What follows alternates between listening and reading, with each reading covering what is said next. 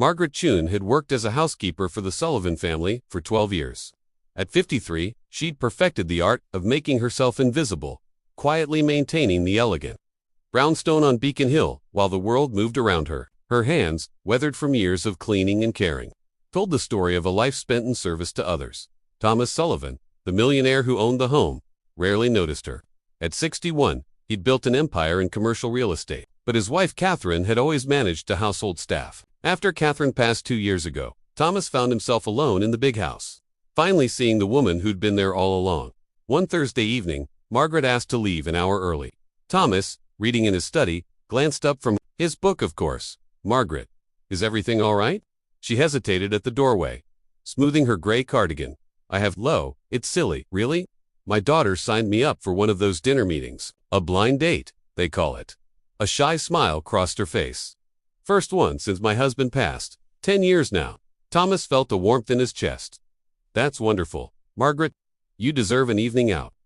She nodded, tucking a strand of hair behind her ear. The gentleman seems nice from his messages. We're meeting at Lucia's, that Italian place downtown. After she left, Thomas returned to his reading. But an hour later, something pulled at him. Perhaps loneliness, perhaps intuition. He decided to take himself to dinner, and Lucia's seemed as good a place as any. The restaurant glowed with amber light and the murmur of conversation. Thomas sat at a corner table, opening his menu.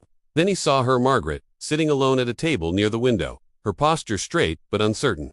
She wore a simple blue dress he'd never seen before, and she kept glancing at her phone. Then at the door, 40 minutes passed.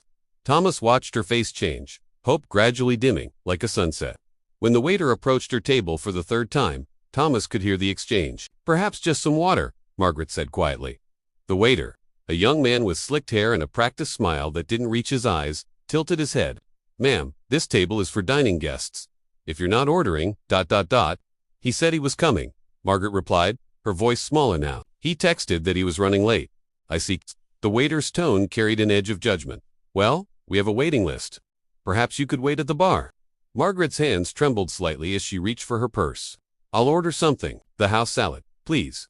When the waiter returned with the bill, Thomas saw Margaret's face fall. She opened her worn leather wallet, counting bills carefully. She placed a $5 bill on the table, then searched through her purse, cheeks flushing. The waiter picked up the $5, holding it between two fingers as if it might soil his hands. "The salad is $18, ma'am, plus tax and service." "I'm so sorry," Margaret whispered, her voice breaking. "I thought ... Could I perhaps wash dishes? Or I could come back tomorrow if this isn't that kind of establishment." The waiter interrupted, his voice rising slightly. Other diners began to turn their heads. "We'll need the full payment, or I'll have to call the manager."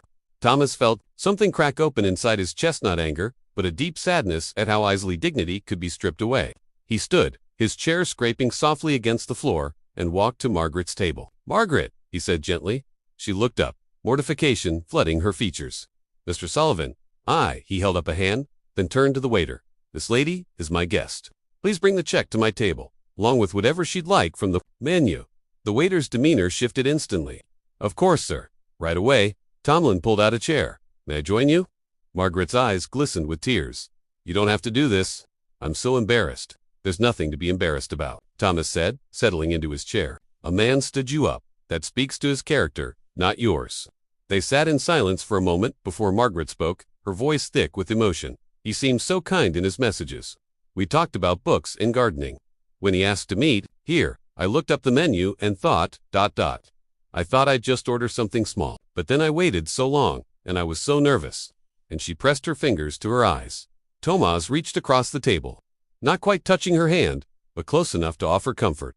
"Margaret, I've known you for 12 years. You're one of the kindest, most dignified people I've ever met. What happened tonight doesn't change that." The waiter returned with menus, his attitude now Thomas ordered wine, pasta, the restaurant's famous tiramisu.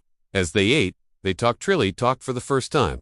Marguerite told him about her late husband, a postal worker who'd loved crossword puzzles, about her daughter, a nurse in Seattle, about the small apartment where she lived alone, tending the windowsill garden she'd mentioned in those ill-fated messages. Thomas shared things he'd never told anyone: how lonely the big house felt, how he sometimes heard Catherine's footsteps in the hallway at night, how building an empire had somehow left him impoverished in the ways that mattered most. When the bill came, Thomas added a substantial tip. Then he said, Margaret, I've been thinking. The house is too big for one person. Too many rooms sitting empty.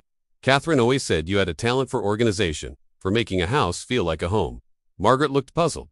Sir, like you to consider a different position, he continued carefully. Not as a housekeeper, but as, well, I suppose, estate manager is the proper term? You'd oversee the household, certainly, but also help me open the home again.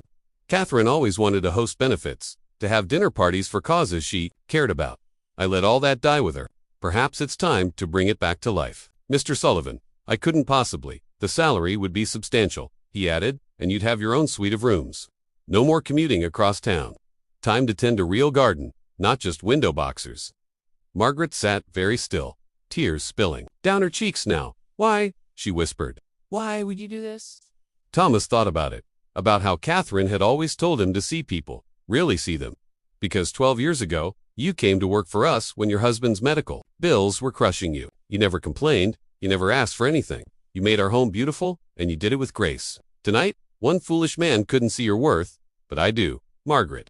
I always have. That night marked the beginning of something neither of them had expected, not romance, but something perhaps rarer, genuine friendship. Margaret moved into the brownstone, transforming it from a mausoleum of memories into a living, breathing home. She planted roses in the garden. She organized fundraising dinners for Catherine's favorite charities. She filled the house with light and laughter and purpose. Thomas, in turn, finally learned what Catherine had known all along, that wealth measured in dollars was meaningless compared to wealth measured in human connection, in kindness freely given, in seeing and being seen. On quiet evenings, they'd sit in the garden together, drinking tea, talking about books and crossword puzzles and the strange, winding paths that lead us home. And sometimes, Margaret would think about that awful night at Lucia's and she'd smile. Because that $5 bill, that moment of humiliation, had somehow bought her something priceless. The recognition that she'd always deserved, and a family she'd never expected to find. True wealth, they both learned, isn't found in what we possess, but in who sees us, truly sees us, and chooses to lift us up.